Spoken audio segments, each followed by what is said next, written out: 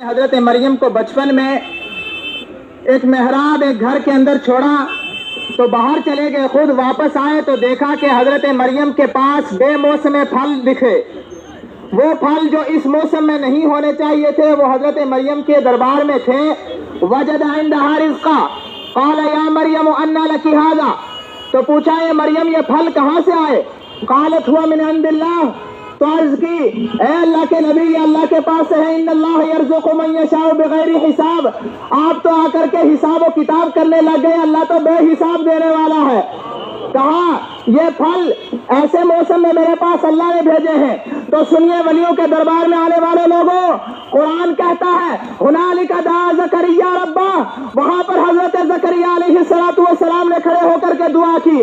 آج لوگ کہتے ہیں اپنے گھروں سے مانگ لو تو اللہ دے دیتا ہے، میں بھی کہتا ہوں ہاں اللہ سے جہاں مانگو اللہ وہاں دیتا ہے، لیکن سنو قرآن یہ کہہ رہا ہے کہ حضرت زکریا بھی کہنا چاہتے تھے اے اللہ مجھے بھی ایک پھل چاہیے، وہ اولاد کا پھل ہے، آج میں اور کہیں نہیں بلکہ اے اللہ تیری ایک ولیہ کے دربار میں کھڑے ہو کر کے تجھ سے اپنی اولاد مانگ رہا ہوں، اے اللہ اس ولیہ کے صدقے میں مجھے بھی اولاد عطا فرما دے۔ سبحان اللہ۔ ہنالک دعا جزاک اللہ۔ حضرت مریم کے پاس حضرت مریم علیہ السلام نے جہاں پھل پائے تھے وہاں حضرت زکریا نے کھڑے ہو کر کے دعا کی تو اتنے میں آسمان سے فرشتہ آ گیا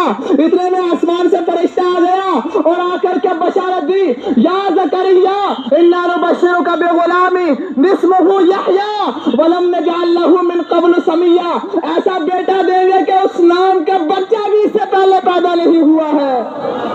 اگلی حدیث پاک سنیے، ایک حدیث پاک عرض کرتا ہوں، بنی اسرائیل کا واقعہ ہے، دونوں واقعے قرآن کے جو دونوں واقعے، پہلا واقعہ قرآن سے دوسرا حدیث سے، یہ بھی بنی اسرائیل کا ہے۔ بنی اسرائیل میں ایک شخص تھا، 99 آدمیوں کا قاتل تھا، 99 آدمیوں کا قاتل تھا۔ اس نے پوچھا ایک بندے سے جناب بتائیے، حضرت ابو سعید خدری سے روایت ہے یہ حدیث پاک ہے، کہا بتائیے میں اب توبہ کرنا چاہتا ہوں، 99 آدمیوں کو مار چکا ہوں، میں توبہ کا دستخوار ہوں، بتائیے مجھے توبہ مل سکتی ہے؟ تو کہا ہاں توبہ کرنا چاہتے ہو تو ولی کے دربار میں چلے جاؤ۔ وہ گھر سے نکلا، راستے میں ایک آدمی سے ملاقات ہوئی، اس نے پوچھا کہ میں جانا چاہتا ہوں ولی کے دربار میں، بتائیے کہاں ہے ولی کا دربار؟ کہا کیا گناہ کیا ہے؟ کہا 99 آدمیوں کو قتل کیا ہوں۔ کہا تیرے لیے توبہ نہیں ہو سکتی۔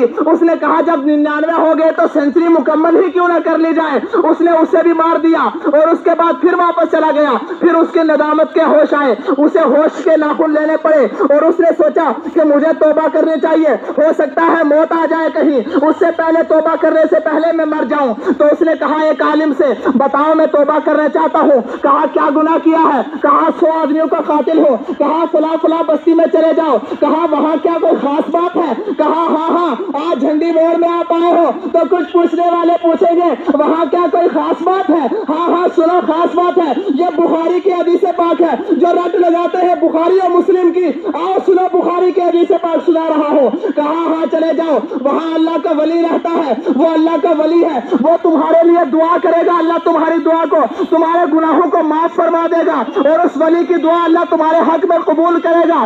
جب وہ بندہ گھر سے نکلا ابھی تھوڑا دور گیا تھا کہ اس کی موت ہو گئی، لیکن اس نے مرتے مرتے ایک کام کر دیا، مرتے ہوئے اپنا چہرہ ولی کے دربار کی طرف کر دیا۔ جب مر گیا موت کا فرشتے آئے، جب مر گیا تو اس کے بعد جنتی اور جہنمی دونوں فرشتے آئے اور آ کر کے کہنے لگے، جہنمی فرشتے کہنے لگے 100 آدمیوں کا قاتل ہے، ہم اسے جہنم میں لے کر کے جائیں گے۔ جنتی فرشتے کہنے لگے یہ تو جا رہا تھا ولی کے دربار میں۔ اس وقت اللہ نے فرمایا اے ولیو جھگڑے میں نہ پڑو بلکہ زمین کو ناپ لو، اگر اس کے گھر کی طرف زمین زیادہ ہے تو یہ جہنمی ہے، اور اگر ولی کے دربار کی طرف زمین زیادہ ہے تو یہ جہنمی ہے، اگر گھر کی طرف زیادہ ہے تو یہ جنتی ہے۔ اس وقت میں فرشتوں نے زمین کو ناپنا چاہا، ابھی وہ گھر سے دور نہیں گیا تھا، لیکن اللہ نے زمین کو حکم دیا اے زمین ولی کی طرف کو تو قریب ہو جا اور گھر کی طرف کو دور ہو جا۔